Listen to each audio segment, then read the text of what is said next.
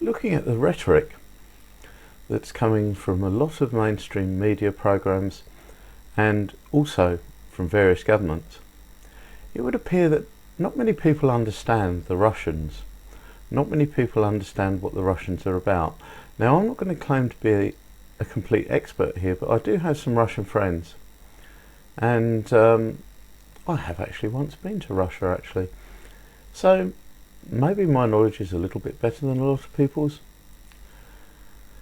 but what people seem to think is all wrong totally. They seem to think that Putin is an unpopular leader. This is entirely untrue. Putin is astoundingly popular amongst most of the population. They seem to think that because he was a member of the KGB, this means that he's some hardline Russian dictator.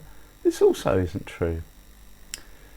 And it's crazy really, because Russia really is no longer a communist country. So even the old "we're capitalists, they're communists" argument doesn't really stack up anymore.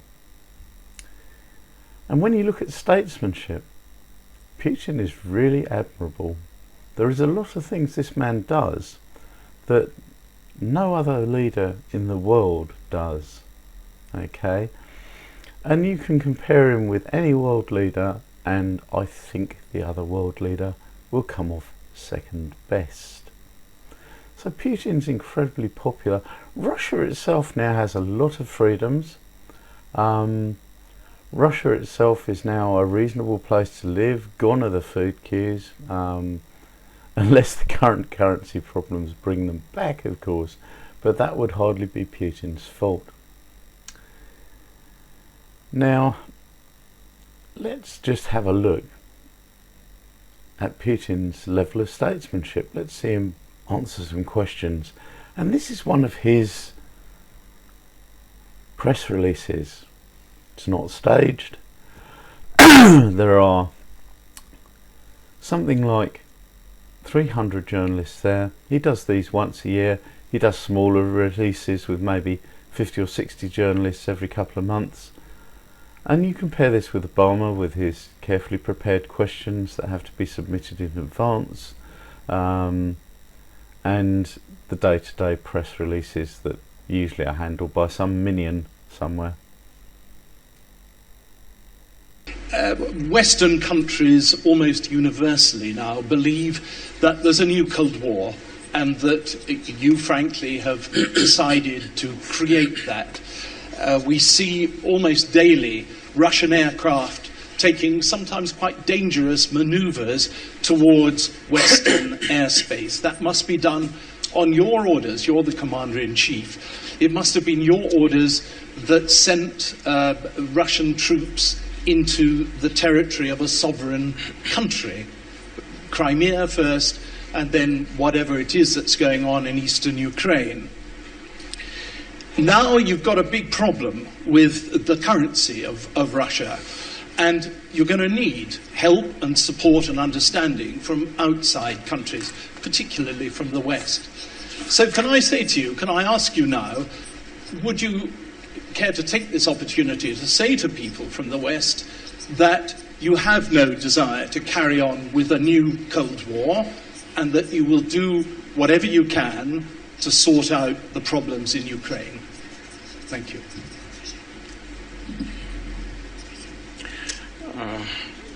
Thanks a lot for your question.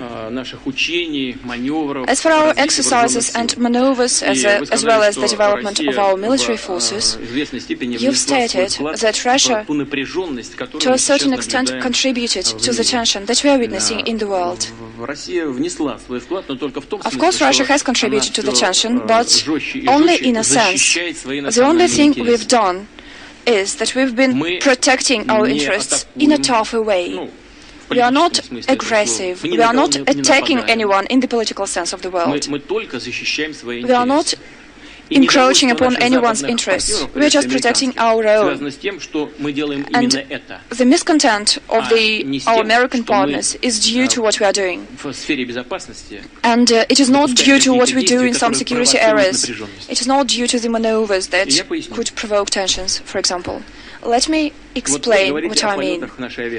You've mentioned the flights of our aviation, including our strategic aviation flights. Do you know that Russia, at the beginning of the 90s, totally stopped the flights of our strategic aviation in the far patrolling regions?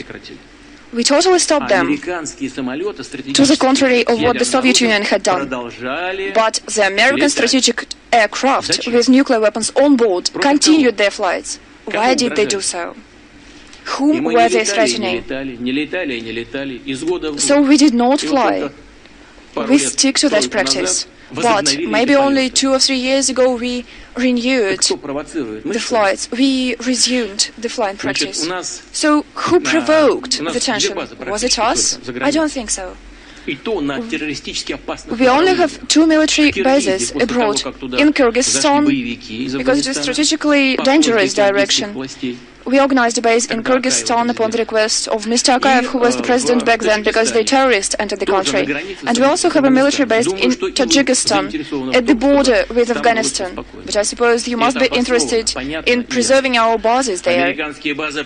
And American bases are all over the world. And what you're trying to say is that we are being aggressive. But we should speak based on the common sense. And what about the Americans? What are they doing? What about the tactical nuclear weapons, for example? The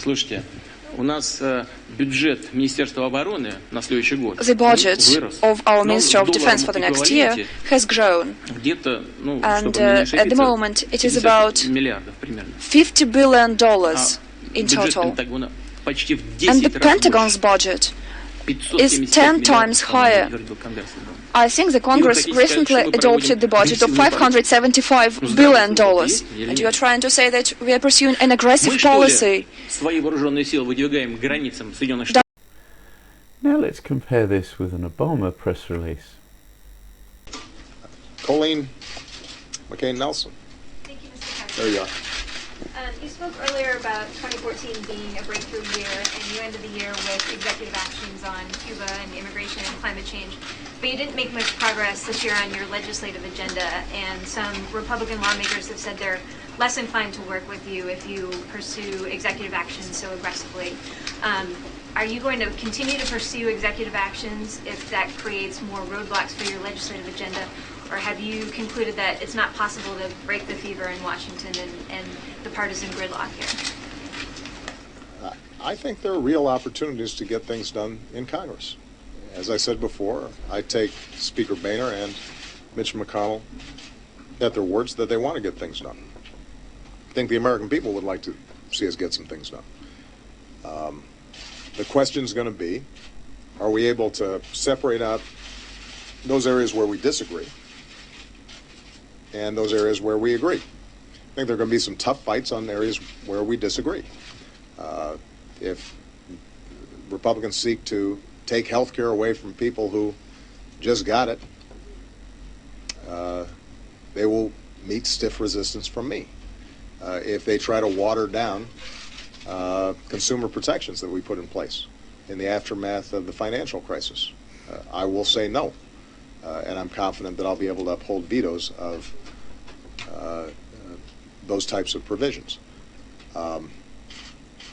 But on increasing American exports, on simplifying our tax system, on rebuilding our infrastructure, my hope is that we can get some things done. I've never been persuaded by this argument that if it weren't for the executive actions, they would have been more productive.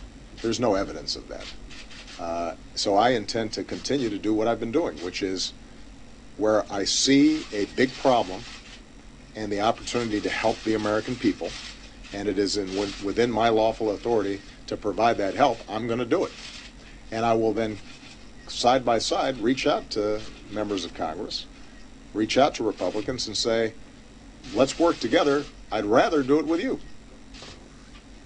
Immigration's the classic example. I was really happy when the Senate passed a bipartisan comprehensive immigration bill.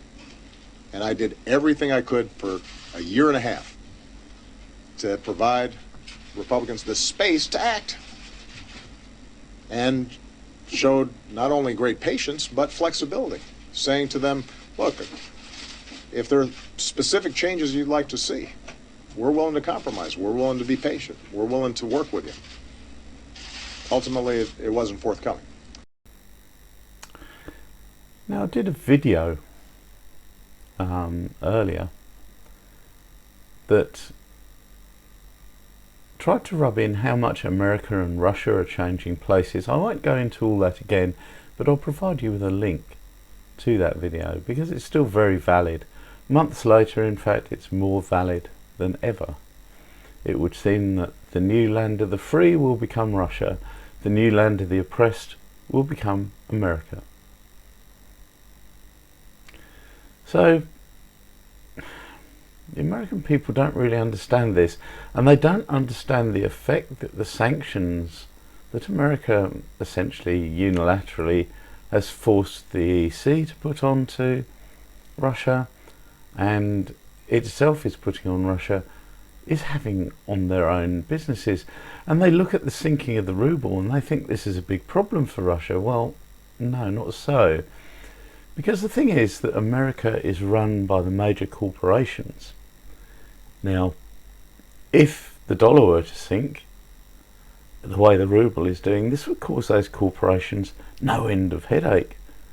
So they would want to stamp on it immediately, and there would be a big outcry and the government would be forced to do something.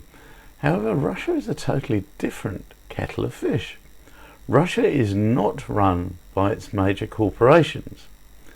And Putin's attitude is, the ruble's sunk, so what? We don't import very much. We actually have a positive balance of trade, one of the only countries in the world to do so. And yeah, our budget is contracted, but who cares? And the corporations can go whistle, which should really be the US's attitude, but it's not. But the US doesn't understand this because they're corporate based. The US doesn't understand that it doesn't really matter to Putin and to many of the Russians as a whole if the ruble goes through the floor, because they don't buy very much abroad with it, and its internal value when people are trading together will remain pretty constant. Okay, it might go up a bit, but hey. So this is not having the effect that the Americans and the EU hoped it might. The giant British energy producer that has strong links with Russian state oil company Rosneft has warned of harmful effects from further Western sanctions. Reporting a sharp rise in quarterly profit, BP says so far sanctions have had no significant effect on its business in Russia, but added that could change. About a third of its crude oil output comes from there, and it's by far the largest foreign investor in the country through its nearly 20% stake in Rosneft. BP's warning follows French oil services firm Technip cutting its profit forecast, and carmaker Renault revealing falling sales in an uncertain Russian car market. Sanctions. Let's have a look at what it's doing to the German economy. Well, a lot of German companies, especially luxury car companies, had a huge amount of business in Russia until these sanctions hit. So the German economy is now contracting. And as a result of these sanctions, the Germans are having to do what the rest of the world has been doing and print money. Now, this goes against their policies, because the whole EU policy was for austerity, austerity, austerity. Don't print money, don't spend lots of money, don't increase government spending, you've got to cut back. Well, because of these Russian sanctions, the Germans can't do that now, so they're now caught in this trap that they're having to go against their own policies, and obviously this isn't very good. And so how long are these sanctions against Russia going to last?